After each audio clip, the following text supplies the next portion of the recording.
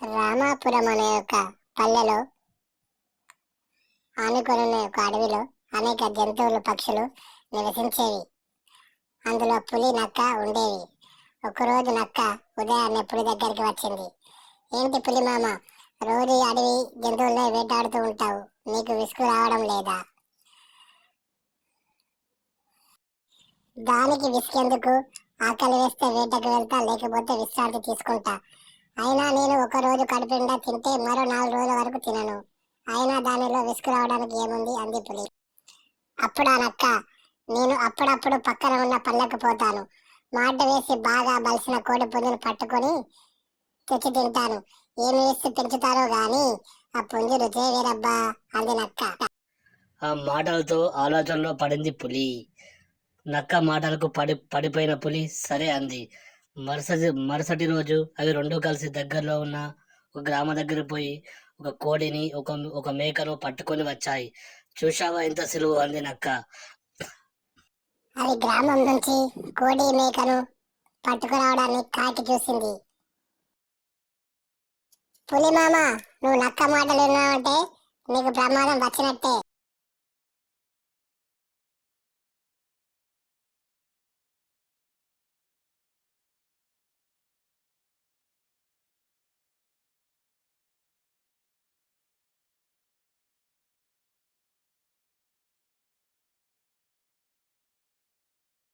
పులి ఆ మాటలు ఏమీ పట్టుకోలేదు. మరుసటి రోజు చీకటి పడ్డాక మళ్ళీ పల్లెకు పోయాయి. పులి నక్క అప్పటికే గ్రామ ప్రజలు పులి వచ్చి పులి వచ్చినట్టు గుర్తించారు. కొందరు యువకులు బలమైన కర్రలతో సిద్ధంగా నెమ్మదిగా వస్తున్న పులిని చూసి భయంతో అరిచింది మేక. వెంటనే తన దగ్గర ఉన్న వలను విసిరారు యువకులు. నక్క తప్పించుకోగా పులి ఆ వలలో చిక్కింది.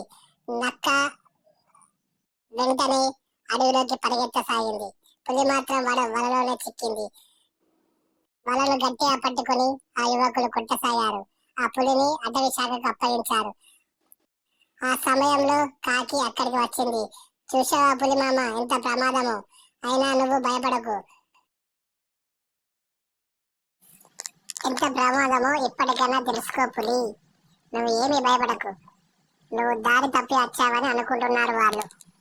నువ్వు ముందే హెచ్చరించినా నేను వినలేదు. తగిన ఫలితం అనుభవించాను, అంది పులి. తర్వాత పులిని అడవిలో వదిలిపెట్టారు అధికారులు. బతుకు జీవుడా అనుకుంటూ పులి అడవిలోకి పోయింది. చెడు స్నేహం ఎప్పటికైనా ప్రమాదమే అని పులికి బాగా అర్థమయ్యింది. అందుకే చెడు స్నేహాలు చేయొద్దు అని పులి అనుకుంటూ బతుకు జీవుడా అని అడవిలోకి వెళ్ళింది. దీనిలో నీతి ఏమిటంటే చెడు స్నేహాలు ఎప్పుడు చేయకూడదు, చెడు మాటలు మనకు హాని కలిగిస్తాయి.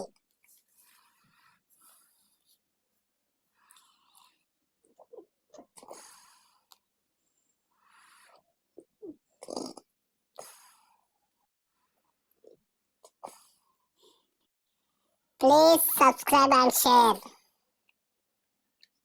Please subscribe and share.